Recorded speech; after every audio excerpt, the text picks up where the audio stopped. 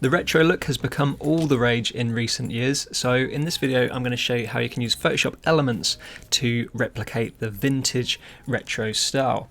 So we've got this lovely picture of Bath here, and this is a start image that you can find in the disk or on the download, and we're going to give it a retro treatment so it looks more like this. And you can see we've added loads of sort of film grain to it, a bit of a vignette, and also tweaked the colours to make it look old and aged too. So I'll just close this down, and then we're working on the vintage start image. So the first thing that you want to do is make sure you can see your layers panel. So head up to window and make sure layers is ticked.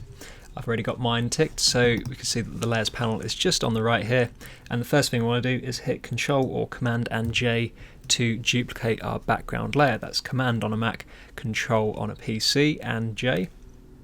And then we're going to head up to Filter and go down to Noise and Add Noise.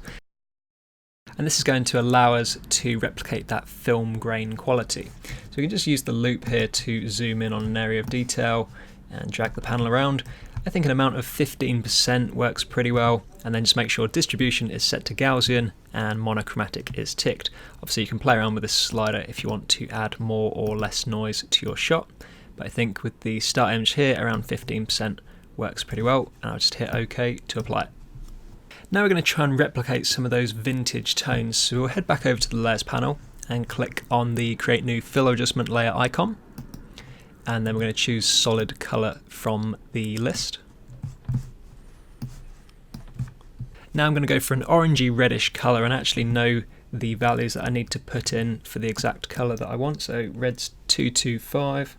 Green is 165 and blue is 10, and that gives me this nice orangey colour. Obviously you can enter those values or drag this little cursor around to get the exact colour that you want, and then I'm just going to hit OK to set that colour.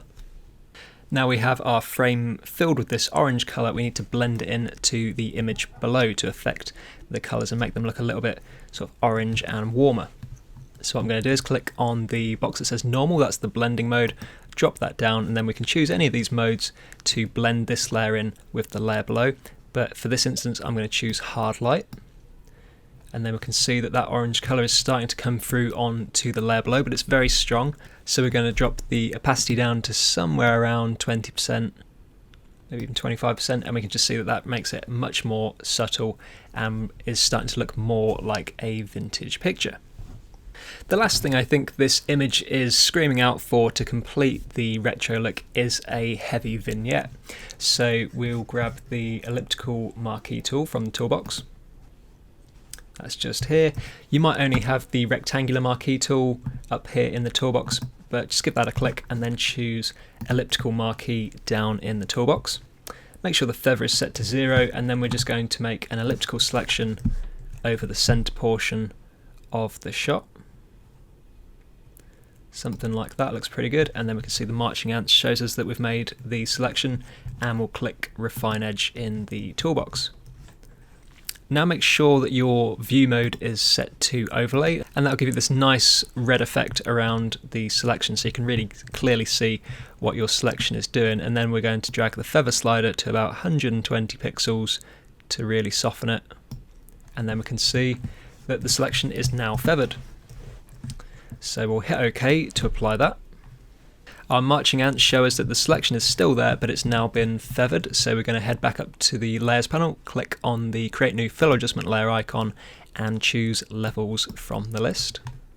Now you see that the marching ants have actually disappeared, and that's because they've been applied to our levels layer mask. So we can see the selection is now appearing on that layer mask. We're actually going to hit Control or Command and I on the keyboard to invert that so that we actually are working on the outside of that elliptical original selection. And now we're going to drag the middle midtone slider to the right, and you'll see that that is darkening the image, but it's only darkening the outside corners, and that's creating that lovely vignetted effect. Now obviously you can go back to any of these layers at any point and change the opacity to really fine tune the look and get it how you want it. You can even go back to the colour layer, double click on that, and you can choose a different colour if you want it to be a little bit more red or a little bit more yellow. I think maybe even a little bit more red than I had it, looks good. So I'll hit OK to apply that, and then when you're completely happy with the image, go up to Layer and down to Flatten Image to merge all of those layers together. That's all there is to giving your images a retro look in Photoshop Elements, so why not give it a go on your own images now?